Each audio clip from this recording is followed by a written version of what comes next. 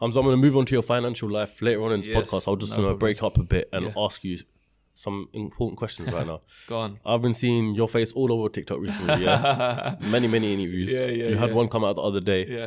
There's this little issue going on between yourself and Amir Khan, and I just want to clarify right now. I don't know Amir Khan. I've never met him. I'm saying this to the audience. So I'm not even going to be biased. I'll probably be devil advocate in the situation.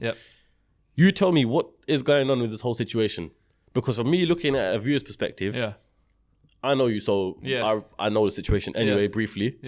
But to anyone else, they could look at it like, and no disrespect to yourself, Hamza's in it to get his name out there using Amir Khan's. That's how the majority are looking at it. Exactly. 90%, 99% are looking at that.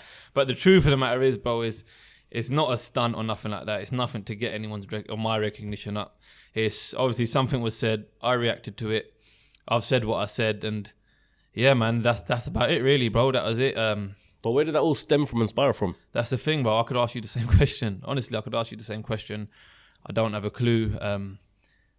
Yeah, man, I was just as confused as you are when I saw it. But listen, things get said at the end of the day, and it is what it is. And I've said what I've needed to say on that now. Obviously, I don't want to dwell on it too much because it goes back to what you're saying. People look at me thinking, this kid's just chasing clout. He keeps mentioning his name. He wants to get followers off it. He wants to do this of it. He wants to do that of it. Listen, at the end of the day, what I said has been said now, and see what happens going forward. Well, like everyone says in TikTok comments as well, obviously you can't help but check that, People saying that, Amir Khan paved the way for Asian boxing, which I'm not going to discredit for. He probably did in some way, some form. And you said in your interview that he didn't really do much for you, open doors for you. Why is that? You think that? Do you know what it is, bro? I don't mean that disrespectfully. That's the thing. I don't mean it disrespectfully. It's just how it is. Like I always said, my pro contract, my first coach got for me, and obviously my dad went through it, looked through it, and we signed it. And that's it, really. It's been like my family and my immediate team and immediate friends who have helped me get where I am today. And obviously, Allah, 100%. Is the main, obviously, provider of that. But it's been that simple. It's that simple. Been grafting, been working hard, still grafting, still working hard, still got a long way to go in the sport. I think a lot of people, when they hear me and talk about these things, I think the kid thinks he's made it.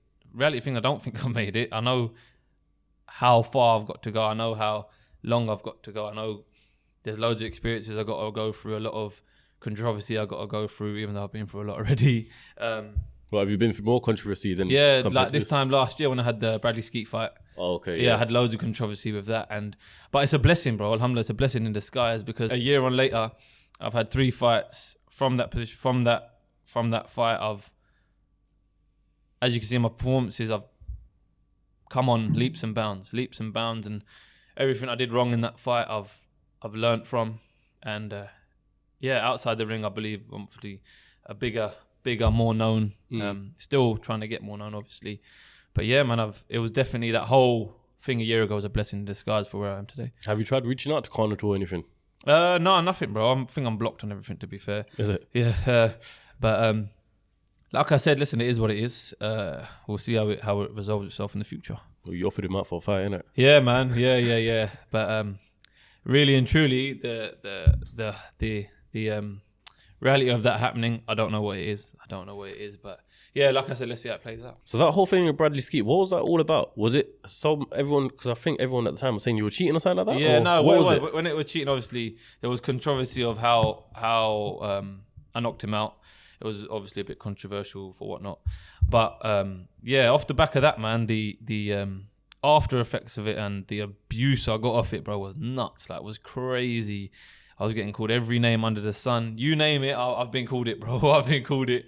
What did that do for you, your mental health? That must have, because you can either take it 2 ways. You can have a bounce off you and be like, it is what it is, or you can let it get into This was like almost like a fine line, you know. It was I had to find that balance in between, because it was hard to deal with in terms of, like, it wasn't stopping. Like, it was getting irritating. Like, every day you'd get a message like, you this, you that.